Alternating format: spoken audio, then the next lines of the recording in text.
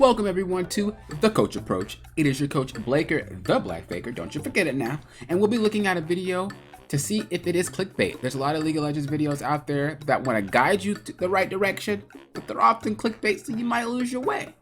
And that's why I'm here. All right, so we'll be going over this video. If you guys have any videos you suggest maybe clickbait, go ahead and put the link below in the description and I will take a look at them, make a video out of them, and help you be on the right track. So without further ado, let's approach this like a coach.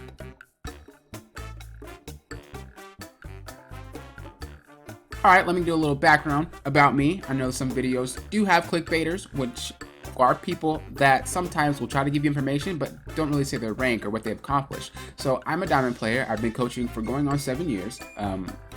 Season 10 will make 7 years. And I'm tired of having these students come up to me and say they've been learning a certain way for a really long time or been watching videos about something for a really long time, just for me to have to kind of, brainwash their brain real quick and put in the actual facts. It's really hard to get better if you're working on the wrong things anyway. So this is why I created this channel, and this is why I choose to help you guys, because I don't want you guys in the wrong direction. If you guys would like coaching from me, the description below, get that $5 off. I'm just saying, if you guys like to join my Discord, feel free to as well. I'm lonely. All right, let's get started. Trust me, you don't want to miss this one, as we've painstakingly compiled every single keybind, setting, and hotkey professional players use to get an advantage on their opponent. Before we jump into it, we just wanted to say that you guys have been awesome. I'm going to skip this part just because it's not really necessary. It's just kind of him talking about, to his viewers. Always be in a specific location in your inventory. That means no more smashing your keyboard, trying to get your Zhonya's to work, only to realize it's in the wrong inventory slot. So this is how you do it. In your League client, go to Collection, then Items. At the bottom, choose a champion you want to create an item set for. Make sure you have Summoner's Rift as the map selected, and hit the Create button. From here, you can set up what items will be recommended to you in the shop when you're in game. This feature alone is fantastic at speeding up your ability to get back onto the map by opening the shop and buying the items you need, and something we highly recommend you use. Okay, so there's actually an app called Blitz app.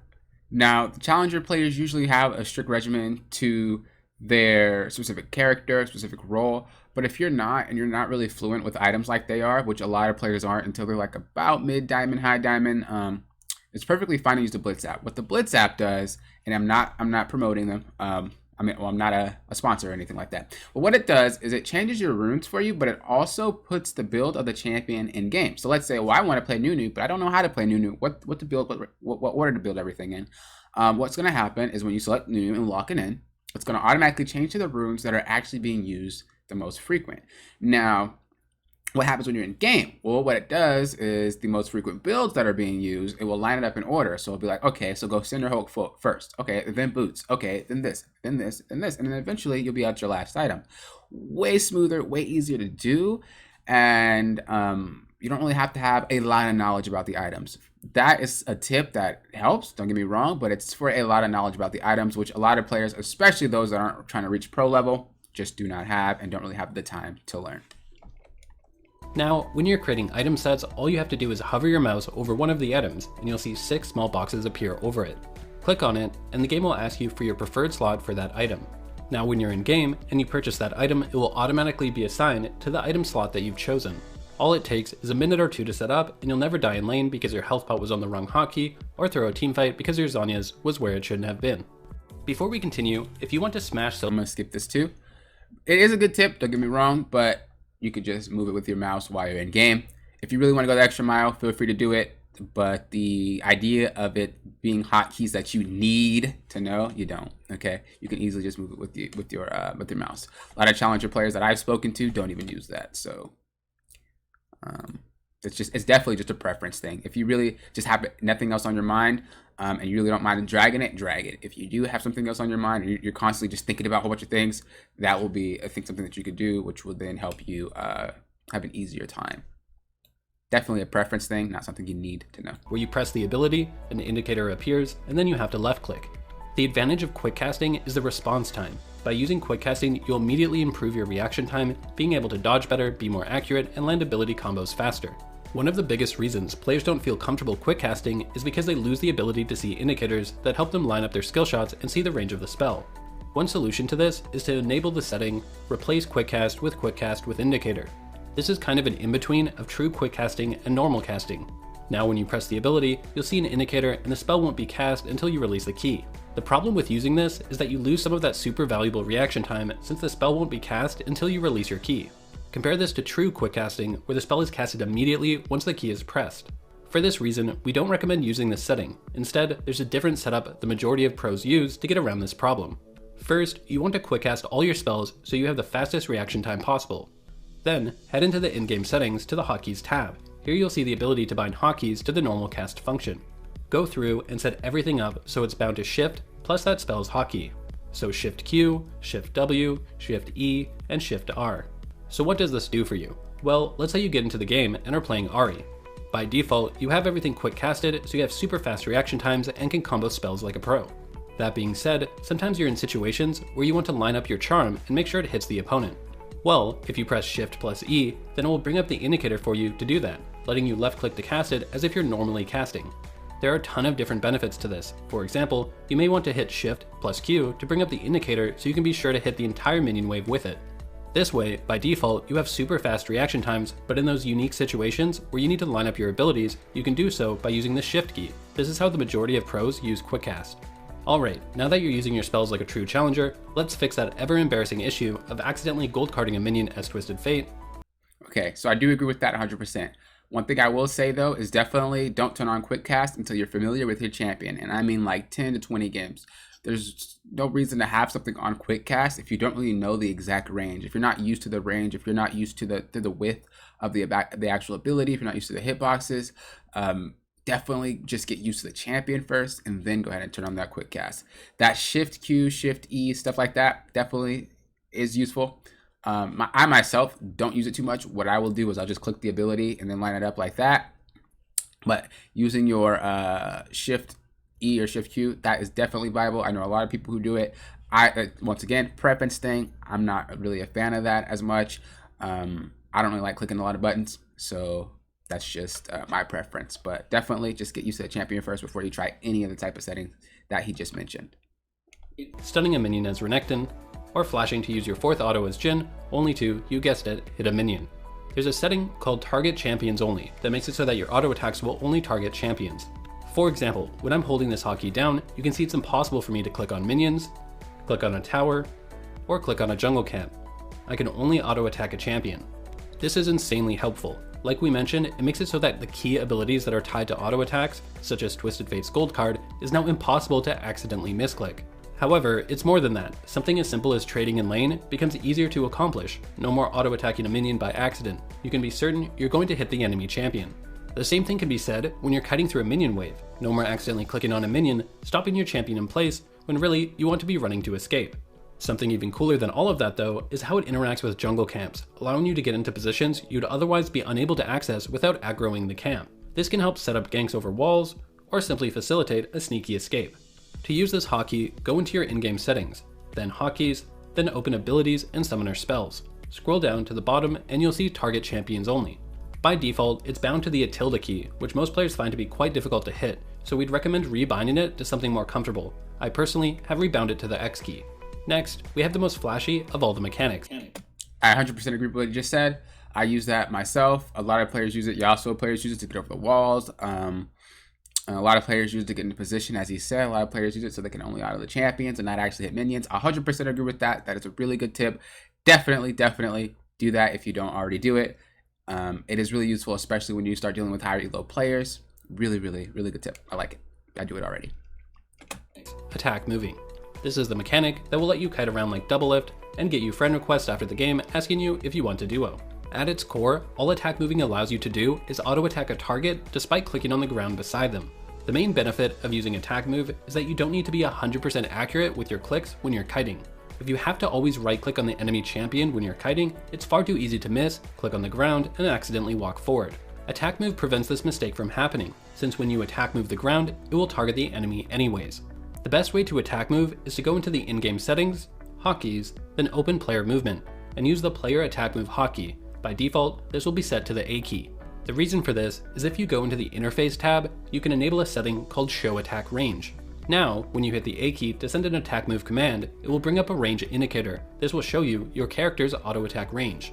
This is insanely valuable if you're trying to improve at League of Legends, as it ties into an advanced concept called spacing.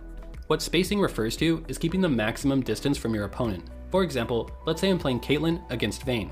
Caitlyn has 650 auto attack range to Vayne's 550, a 100 range advantage. To use this advantage, you would have to space properly, auto attacking Vayne at your maximum range to prevent her from being able to auto attack back. If you don't know your maximum range and instead move too far forward, you'll put yourself in range of Vayne and trade auto attacks. This is why using the A key along with enabling the show attack range setting is so valuable, as you can make sure you're constantly spacing like a pro. There's another setting you should enable as well. If you go into the game tab, you'll see an option called attack move on cursor. When this is enabled and you send an attack move command on the ground, it will make your auto attacks target the closest enemy from where you clicked on the ground. This is extremely valuable. This is because if you have this disabled, then instead it will target the closest enemy from your champion, not your cursor. The reason why this is a problem is that if you're kiting an enemy while in a minion wave, for example, you'll end up just auto attacking the minions in front of you. When you have attack move on cursor enabled, it fixes this, and when you send an attack move command on the ground next to the opponent, it will correctly focus the enemy champion since they're the closest to your cursor. A lot of players know about attack moving, but what they don't know are these optimizations that professional players and challenger players alike use to make attack moving that much more effective and easier to use. Alright, that was a lot. Okay, so I don't like how he made it seem like pro players and challenger players do that. There's a lot of players that I've seen that are challengers. There's a lot of players that I talk to that are challengers that don't have any of that set up. It is really important to know your attack range, no matter what champion it is. And I will use attack move when it's dealing with things that are really hard to hit. So like Krugs are really small, right? Or you're trying to get the proper kiting for the jungle camp. Another way I would use it is if the minions, because they sometimes move and you might click the ground and then you'll accidentally hit the, they'll pass the minion and the minion will die because it was already so low of dying. That I understand using it for that, but a lot of people know that that's just preference, and I don't like how they're making it seem like that's necessary. The one thing that is a pet peeve of mine is when students come to me trying to do something really, really hard, just to be told that they don't have to. This stuff with the attack move, this stuff with the hotkey bindings and everything like that, you do not have to have your fingers press 72 keys in order to play properly. That is not true. You could definitely just get around it by playing with the default settings. That's why Riot has them. So you could just set it like that, and if you want to make improvements, you can. Like I said, if you're at pro level, maybe you can look into pressing all those buttons, but if you're just trying to reach diamond, you're just trying to reach master, stuff like that, you'll notice a lot of players don't actually do what he just said that they do. The only thing that they do is definitely the attack move, which is so you can click something that's small that might be moving. When I kite as AD carry, I don't do attack move. I don't do anything other than right click them. So yes and no. Do you need this to climb? No. Does it help you if you know how to press all the buttons? Yes. Do you have an advantage over a player that doesn't do that? No. So and I personally watched Double Lift's games, and you don't ever see any of that. Every now and then you will, but it's like 40% of this game, or 40% of the match you'll do it, and it's not even to kite people. Same thing for I'm a cutie pie. Same thing for Sven when I've seen it. So it definitely is a preference thing. Always remember, hotkeys are preference, not mandatory. Okay, hotkeys are preference, not mandatory. That was a lot to process, so let's move on to a simpler mechanic, the stop command. The stop command will make your character stop on your current position and prevent it from auto-attacking or moving. This is far more valuable than you might initially think. First, it makes last hitting so much easier. You see, when you auto-attack, your character sends out a missile. This missile doesn't do damage until it arrives at the enemy you selected. The act of last hitting is simply trying to time this missile to hit a low health minion at the right moment. What a lot of players don't realize is that this can be more difficult to do the further away you are from a minion, since it takes your auto attack's missile longer to hit the minion. One trick you can do is move really close to a minion, then hit the stop command. Then, once the minion gets low, right click to auto attack it. Since you're standing so close to the minion, your auto attack's missile has almost no travel time, making it far easier for you to time the last hit. This is an especially valuable technique when you've built up a big minion wave, as the speed in which your minions kill the enemy minions makes it super hard to time last hits. By using the stop command, you can get in close and make last hitting in these scenarios so much easier. Plus, you can do this cool trick where you spam the stop command and right click to repeatedly make the start animation of your auto attack go off. There's absolutely no benefit to it, but it makes an annoying sound and your opponent will wonder what the hell you're doing, which is fun. Now, the stop command by default will be bound to your S key, which is what we'd recommend you keep it as since it's in a very natural position. For our next mechanic, we have the F keys. The F keys make checking your teammates' lanes and getting a read on the map super slick and fast. Normally, you have to manually move your mouse and left click on the map on each one of your teammates to see what's happening. The problem with this method is that it can just be so slow. Instead, when you hit the F keys, it will instantly jump to your teammate, allowing you to cycle through them so much faster. If you go into your settings, under hotkeys, and then camera control, you'll see the F keys bound to select self, select ally 1, all the way to ally 4. We recommend rebinding this so that F1 is bound to ally 1, F2 to ally 2, and so on. This is because by default, F1 is bound to yourself and you already have a hotkey to jump the camera back to yourself, which is spacebar. Now, the F keys are valuable for all roles, but is especially valuable for junglers, since when you're doing camps, you can quickly hit F1, F2, F3 to cycle through each one of your lanes and see the health, mana, and minion wave position. This is incredibly useful, since you can help identify gank opportunities for yourself, as well as better identify where the enemy jungler will gank. And lastly, in the mechanics section, we have movement prediction. This is a setting you can enable if you go into the game tab and scroll down to the bottom. This specific setting used to be far less known, but has recently gained a lot of attention. One of the reasons for this is that well-known professional players have the setting enabled, such as SKT, T1 Faker, and G2 Caps. So what is it, and is it something you should also enable? Well, what this setting does is make it seem like you have zero ping. Everything will suddenly seem far more responsive, your movement commands, your ability casts, etc. However, it will only seem that way to you. You see, the enemy opponent won't actually notice any difference in your movements or ability casts. So what this actually does is cause a desync from what you're seeing and what's actually happening on the server. For this reason, there isn't any tangible competitive advantage to enabling this. Instead, it completely comes down to player preference and whether you like the feeling of zero ping, despite it not being an accurate representation of what your character is actually doing on the server. Some of you may be wondering then, well then why do some of the pros enable this? Well, like we said, it's mainly because they just like the feeling of it. But one other thing to keep in mind is that when these pros play professional matches, they're playing them on LAN, where they have zero ping. So for them, there's a tangible benefit to enabling this setting when they play in solo queue, since the champions they're controlling will feel the same as when they're on stage with zero ping. That being said, for us non-pros, it doesn't offer us that advantage. On one hand, it can make the game feel like it responds faster, but on the other hand, it's giving you inaccurate feedback on what's happening in-game. In the end, it's completely player preference, and there's no competitive advantage for us regular players. Alright, now let's get into video settings. Exactly. That was exactly what I was going to say. I tried it myself. There really isn't any difference. It's just definitely a preference. As far as what he said before, with the he just moves so fast. I just thought I would let it play out. What he said before with the F keys, definitely preference. You can click on the mouth and just You can click on the map and just drag it, and you can see where everybody is that way. I myself have used the F keys. For some reason, I just call it motion sickness. It's not exactly that, but I don't like the feeling of watching a character like move, but I'm not controlling that character. So that's just me. It is a preference thing. I don't get any benefit out of it. Yeah, it's quicker, but at the same time, I mean, clicking on the map and just dragging it over, there's really no difference to it. Definitely a preference thing. Settings. To start, there are 3 smaller settings you should adjust. First, you need to disable eye candy. This will get rid of superfluous visual information that's not needed. It will also help your computer run the game faster, while also removing extra visuals that can distract you when trying to focus on dodging skill shots. Next, we have the minimap scale. You want to increase that to 100. You would be surprised at how often professional and challenger players are looking at the minimap instead of the game in front of them. By maximizing its size, you'll not only be reminded to check it more often, but when you do, you'll be able to take in more detailed information to quickly get a read on the map. I agree with the map, making it bigger, 100%, good job. The eye candy thing, preference, you don't become a better player just because you switch the setting off. Definitely just preference. And lastly, turn HUD scale all the way down to 0.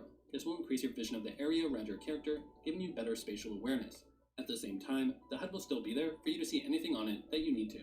Now that 50 and under is fine. I do agree with at 100 it's just huge, but at 50 and less it's fine. It could be 50. I have it at 50.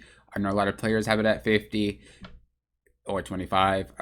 0 is ridiculous. I don't like that personally. It is once again a preference thing. Like I said, it's more of a it's more not a preference if it's from 50 to 100. If it's at 100, you're definitely missing out. It's huge.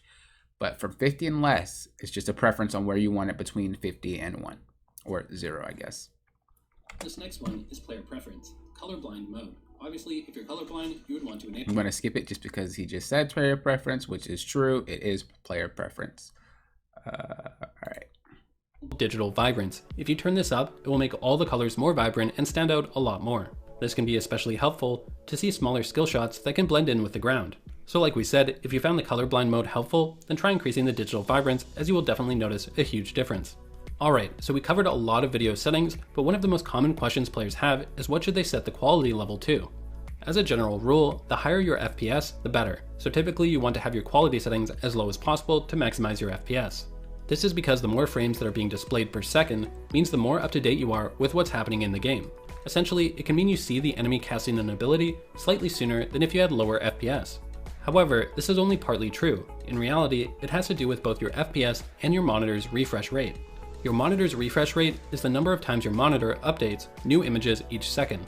Most monitors are set to 60 Hz, which means it refreshes 60 times per second. A simple way of understanding the relationship between FPS and monitor refresh rate is the following. Let's say you had 300 FPS in game. If you have a 60 Hz monitor, you're only able to see 60 of those frames since your monitor can only update 60 times a second. The same problem exists in the opposite scenario. If you had 60 FPS in game, but a 144 Hz monitor, even though your monitor updates 144 times a second, you're only getting 60 frames a second in game. Essentially, both your FPS and your monitor's refresh rate can limit you. You want both as high as possible so you're being updated with information in-game as fast as possible and thereby increasing your reaction times. So lower your settings to maximize your FPS, but also consider investing in a monitor with a higher refresh rate to take advantage of your higher frames per second.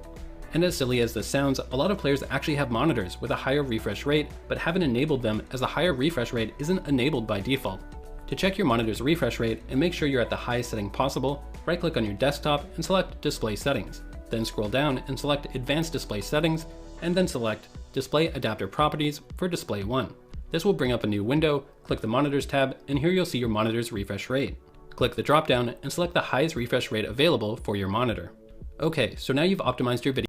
Once again, preference, unless you're like a high-end challenger, grandmaster, I wouldn't even consider master. So unless you're like high grandmaster and or even high challenger, like preference. There's challengers that I spoke to that doesn't even care. The way you play is better than the settings that you have.